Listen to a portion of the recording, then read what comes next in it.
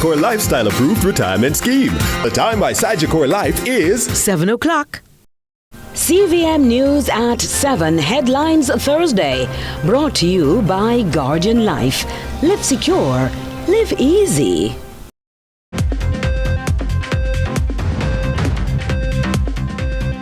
Tonight in CVM News at 7, Arlene McBean elected as new Police Federation Chairman. Labor Day projects take center stage. PNP calls for investigation into alleged vast data breach. And in sports, West Indies triumphant in T20 action.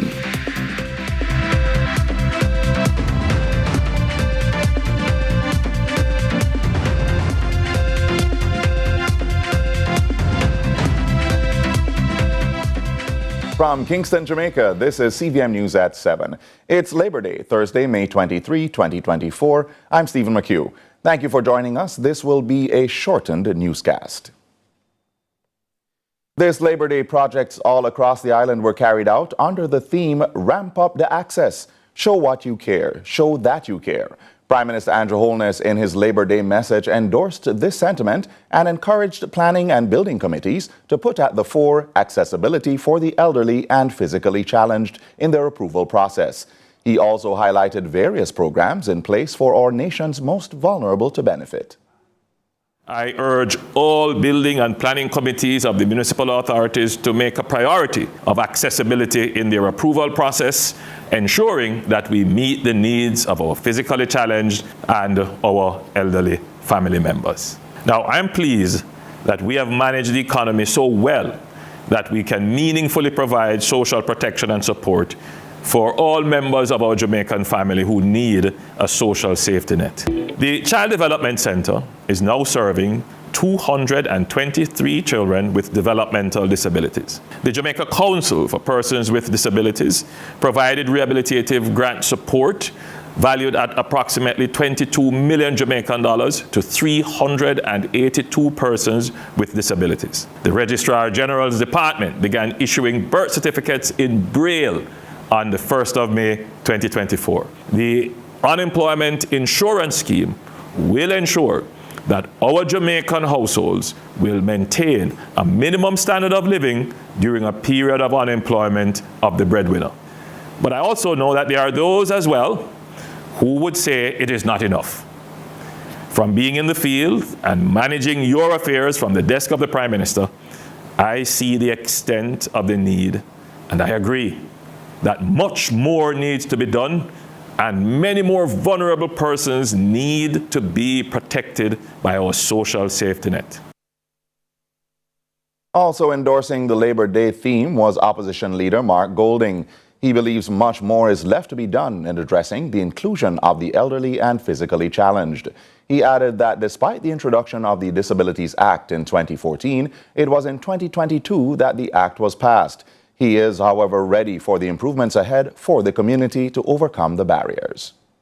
The fact that it took some 8 years after the passing of that act to bring it into effect was disappointing. But I'm excited that we're once again seeking to energize the society around the issues affecting this group of Jamaicans, as well as our senior citizens. The solutions to these issues lie within our collective efforts as a people. However, ceremonial events and speeches are not sufficient to get us to where we want to be. We must adopt an activist approach in all the critical areas where persons with disabilities are presently facing exclusion. And this can only be driven by sustained and courageous advocacy to ensure that these issues will never again recede into the background while other national issues are given priority attention. Let us ramp up the access and show that we care by executing projects that will assist our most vulnerable to actively participate in our society. And both leaders today joined efforts to contribute to the National Labor Day Project, which was also aimed at improving inclusivity for the elderly and disabled. Here's more. For years, possibly decades, the most vulnerable among us, including the elderly and the disabled, were often overlooked in conversations about national progress. Fortunately, the 21st century has seen Jamaica making significant strides in this regard.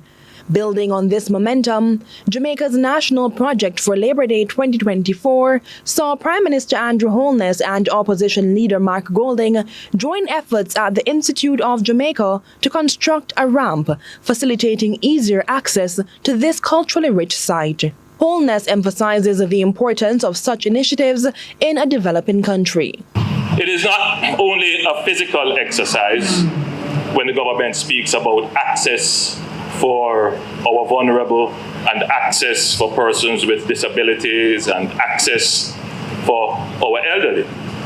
When we talk about access, we mean giving them the means by which they are able to access a better life.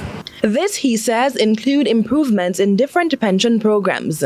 He admits, however, that much still needs to be done. Our government needs to do more in ensuring that all our people, but particularly our poor, our elderly, and our vulnerable persons and persons with disabilities have the ability to access a better quality of life. Golding shares a similar sentiments, proposing a whole year dedicated to ramping up access for the vulnerable. A lot of work to be done to transform the buildings and structures of Jamaica and other institutions from where we are and where we're coming from to one which embraces the fundamental principle of accessibility for all. And I think that if we have a period of time dedicated to that, which we have monitoring and evaluation for, we can see real progress. Natalia Clark, CVM News. And in other news, the three-day Jamaica Police Federation 81st Annual Conference wrapped up Wednesday night with the election of their new Central Executive Team. Leading the group for the next year is Sergeant Arlene McBean, who was first elected as the Federation's first woman chairman back in 2018. Here's more. Sergeant Arlene McBean is back at the helm of the Jamaica Police Federation. She, along with the other 7 members of the Central Executive, was elected Wednesday night. Speaking to CVM News, she says the first item on the agenda is assessing the current state of the organization. We have to do some SWOT analysis of our strengths, our weaknesses, the opportunities and the threats that exist. We also have to look at how we can improve various areas and also improve on communication and strategize through transformation in representation for everyone, negotiating as best as possible for greatness and thriving harmoniously. The Federation represents members of the Jamaica Constabulary Force from the rank of constable to inspector. It has experienced significant leadership turbulence in the past several months. This started when Corporal Rohan James, who was re-elected for a second term last year, was removed after criticizing the then police high command and being suspended from police duties. McBean, who got her first stint as a chairman in 2018 and was briefly removed following a vote of no confidence, says she is unperturbed by the cloud of uncertainty and division which now lingers in the group. I wouldn't consider it a shadow over the Police Federation, but it is a test for the Federation to see the level of tenacity that we have as representative, to see the level of unity that exists as a body, to see the level of versatility of the rank and file and how we can now lead the charge to correct what is happening unitedly, and to see how we can be future leaders and future servants in national security. The first woman to hold the post says among the key issues she'll seek to address during her tenure is the rehabilitation of specific police stations that she believes must be prioritized. All the stations will not be getting that attention immediately, but there's some that we need to look at a first phase approach. The Barnett Street station is one, and Moko in Clarendon is the other. There must be a first phase approach, will be the temporary relocation of our members to somewhere that is comfortable and suitable so they can feel at least focus to serve the citizens of Jamaica. Sergeant McBean says the state of the named stations are getting worse and something ought to be done with haste. Natalia Clark, CVM News. Stay tuned, more to come in CVM News at 7 after the break.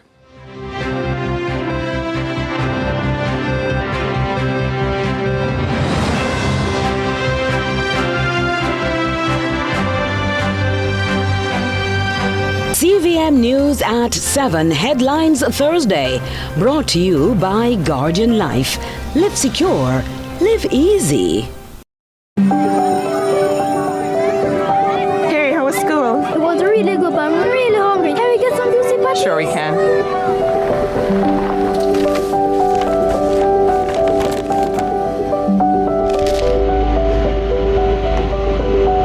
I never see a boil up patty like you.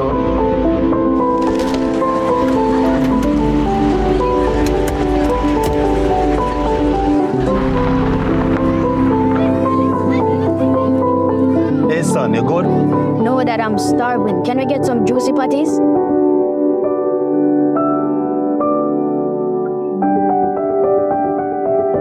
Celebrating over 40 years of everyday moments.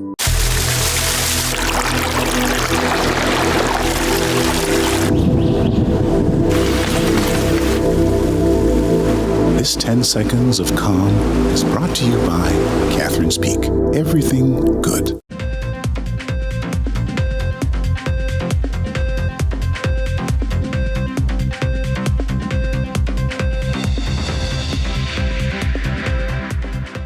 Welcome back. Police Commissioner Dr. Kevin Blake is strongly urging criminals across the island to desist from their illicit activities and turn themselves into the police.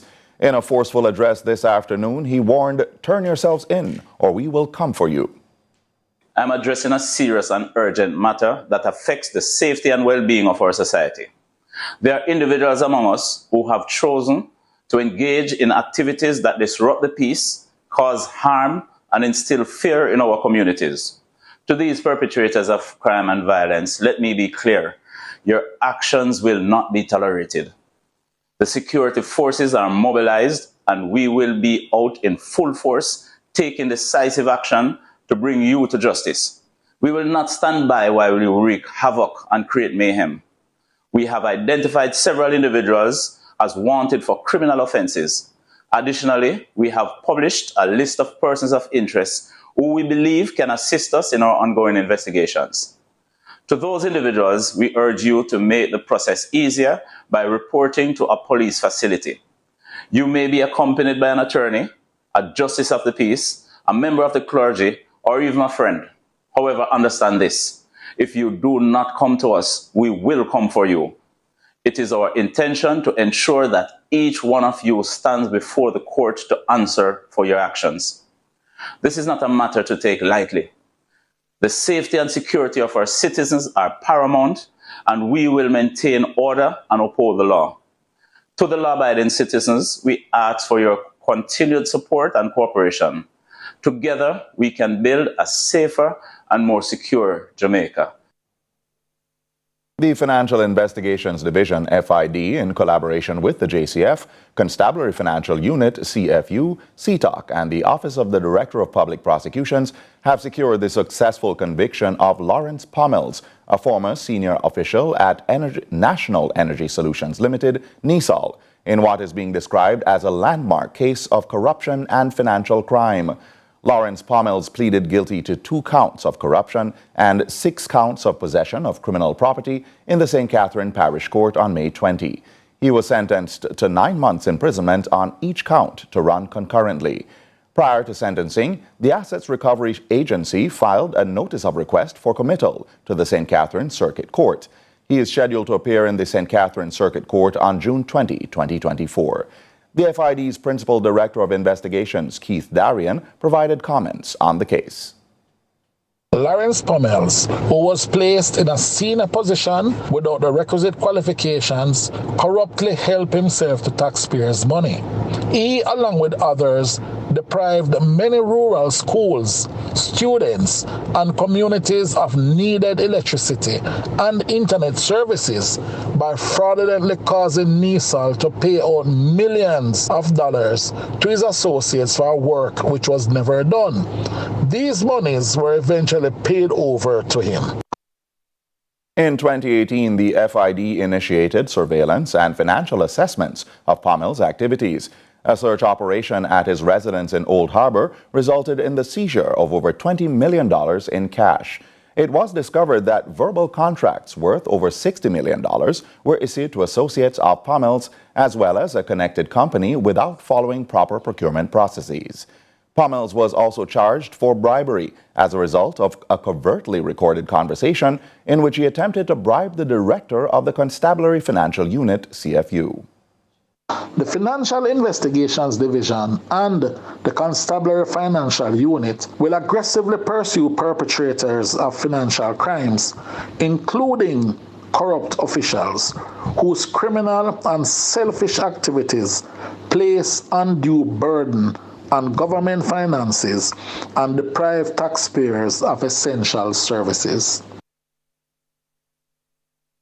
And in this follow-up story, seemingly unconvinced by the recent address of Information Minister Dr. Dana Morris-Dixon into the alleged data breach, the People's National Party, PNP, is calling for Minister of Science, Energy, Telecommunications and Transport, Darrell Vaz, to take responsibility for what they call an unauthorized disclosure of personal information.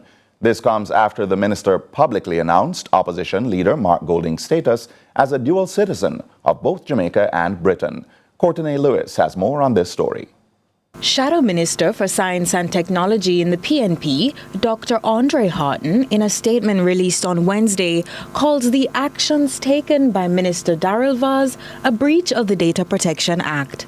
He said the violation of PNP leader Mark Golding's personal data rights is violation of the Data Protection Act, as consent was not given for Minister Golding's information to be shared with the public. In a telephone interview with our newsroom, he said it was fundamental to consider nationals' right to privacy and protection as Jamaica moves towards a new identification system. Now that Jamaica is embarking on a grand quest to implement the national identification system, and a lot of people have been apprehensive because they are wary of their data being in the wrong hands. So things like these are definitely confirming to them that they have to watch what they are doing. And we don't want to send these signals. We want to send positive signals, right? We want to send signals that are indicating that as Jamaicans, when the government has our data, a minister of government, the prime minister, a leader of a government ministry, department or agency cannot just go and fish out your data as they please. And the magnitude of the data would indicate to you that it's not just one ministry, it's many, because the information is too substantial and it is too personal. And that is the point that we are trying to make. Dr. Houghton said he thinks a more fulsome response from the government would be an apology for divulging Minister Golding's personal information and an approach to uphold the law allowing members of the Commonwealth to represent independent Jamaicans until the country becomes a republic and the constitution is reformed. The PNP is further demanding an investigation into the matter. We want the relevant authorities, because given that we have a law, when you violate the law, then we have relevant authorities who are responsible for investigating the violation. And that is what we want to see. We want to see a thorough investigation done as to the personnel who divulged the information, whether they say it came from inside or outside. We still want a definitive answer as to what took place and also a resolution so that Jamaicans know that their data, when the government has it, it is going to be safe.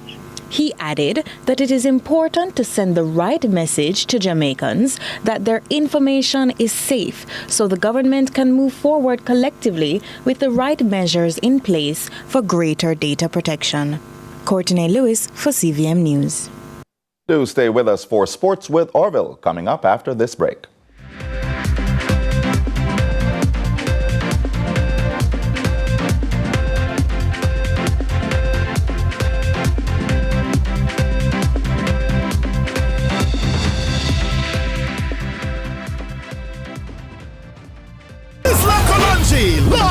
Kingston, Jamaica. Living in Rome, my people, how safe you are. Away from your home, I say. Sizzler! Live! Yeah, crush them! From big long, NESOL Records. why don't know pan them? Why them from night till sun out pan them? Gorillas come out pan them. Big long, run out pan them. Why don't know pan them? From night till sun out pan them. Hi, I'm Wayne. And I'm Tammy. And we are the Mitchells. You can watch Meet the Mitchells right here on CVM TV every Wednesday at 8 p.m. Yes, you guys don't want to miss it. We will be having new episodes every week, so definitely follow along with our family. Meet the Mitchell family. Good morning, good morning, good morning. You're the sugar to my tea. Meet the Mitchell family. Sizzler Kalonji, live in Kingston, Jamaica. Living in Rome, my people, how safe you are. Away from your home, I say. Sizzler! Live! Yeah, crush them! From big long, NESOL Records. why don't know pan them? Why them from night till sun out pan them? Gorillas come out pan them. Big long, run out pan them. Why don't know pan them? From night till sun out pan them. At MSW Events, we believe that every love story deserves a grand celebration, and so we invite you to be a part of this unforgettable experience. Whether you're saying I do for the first time or renewing your vows, MSW Events knows how to turn your special day into a truly unforgettable experience.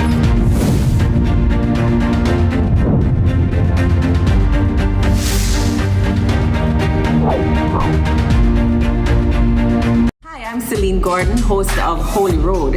Hey everybody, what's up? It's your boy John Mark Wigan, host on the show Holy Road. Listen, people need to know what's happening in the churches and in ministry in all of Jamaica. It's an absolute blessing. We're really excited to share this. Tune in to CVM, see it happen. Bollywood has never been this good. Catch Made for Each Other weekdays at 12:30 p.m. on your drama station. Brought to you by Hyundai Island. Conditions apply.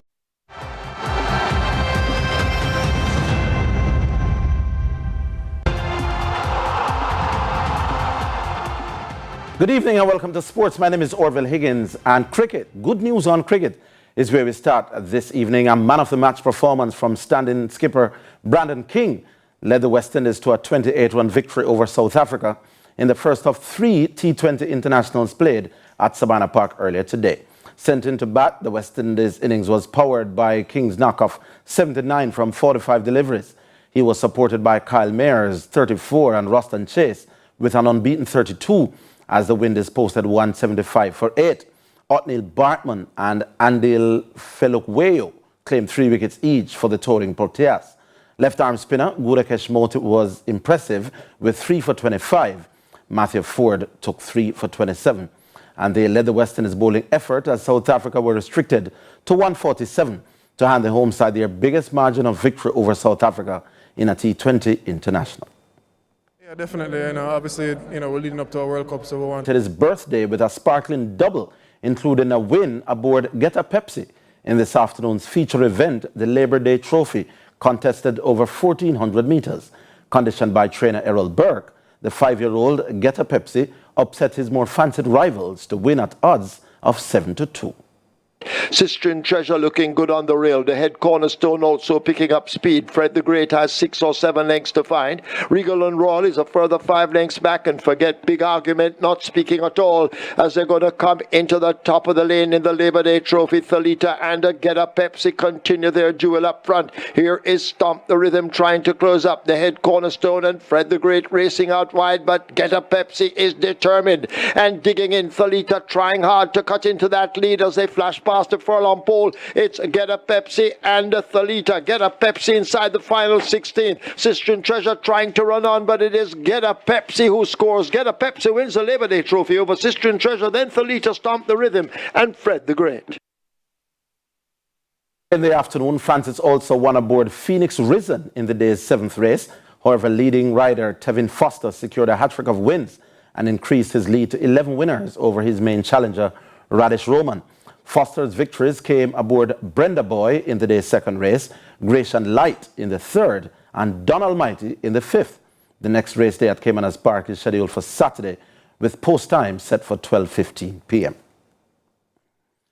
The governing body for football in the region, CONCACAF, have announced the list of fixtures for the group stages of the 2024 to 2025 CONCACAF Nations League. The list sees Jamaica's Reggae Boys down to compete in 2 matches in the September window and 2 in October. The Reggae Boys will play their opening match at home against Cuba on Friday, September 6th, and this will be followed by an away fixture against Honduras on Tuesday, September 10. In the October window, the boys will travel to face Nicaragua on October 10 before returning home to tackle Honduras on October 14. The format sees the top 2 teams from each of the League A groups advancing to the quarterfinals and will play either the United States, Canada, Mexico, or Panama in November. Jamaica's 5-time Olympic gold medalist Elaine Thompson-Herah is scheduled to make her highly anticipated season debut when she competes in the 100 meters at the Prefontaine Classic Diamond League meet in Eugene, Oregon on Saturday. The meet is expected to attract global attention as Thompson-Herah, who is set to compete in the 100 meters, will come face-to-face with America's reigning world champion, Sha'Carri Richardson. In August 2021, Thompson-Herah sped to a blistering 10.54 seconds over the 100 meters to solidify her status as the fastest woman alive. On the world record holder Florence Griffiths Joyner, with her 10.49 seconds, stands ahead of her on the all-time list. Now, following her run at the Prefontaine Classic, Thompson-Herah is scheduled to run her second 100-meter of the season when she competes at the Grenada Invitational on June 6. And Jamaican quarter-miler Akeem Bloomfield has announced his immediate retirement from track and field at the age of 27. While no immediate reason was provided for Bloomfield's sudden retirement, his career was hindered by prolonged injuries and personal challenges, including having to overcome the personal challenge of his mother's passing in 2021. Bloomfield was twice a 4x4 World Championship Relay silver medalist and stands as the second fastest Jamaican over 400 meters with a personal best of 43.93 seconds. While representing Kingston College, he became the first Jamaican schoolboy to run under 45 seconds after stopping the clock at 44.93. Top seed Blaise Bicknell was on Thursday bounced by the American junior Aditya Ganesan from the ITF Futures M15 tournament at the Eric Bell Tennis Center. Bicknell, the lone Jamaican left in the singles, won the first set 6-2, but Ganesan bounced back to take the next 2, 1 and 3. Well, that's where we leave things for sports for this evening. My name is Orville Higgins. Back now to Stephen at the news desk. Thanks, Orville. And we'll leave you with a glimpse of Team CVM's Labor Day efforts to brighten the day of neighboring Merle Grove High School, as well as the St. Richard's Primary School on Red Hills Road. Thanks for making it CVM News at 7. I'm Stephen McHugh. Hey, ladies and gentlemen, it's my pleasure to Loretta Ricketts is the name acting principal here at Merle Grove High School. Today, it is our privilege to have with us partnering in this our Labor Day project with our neighbors, CVM. See it happen right here at Merle Grove High School.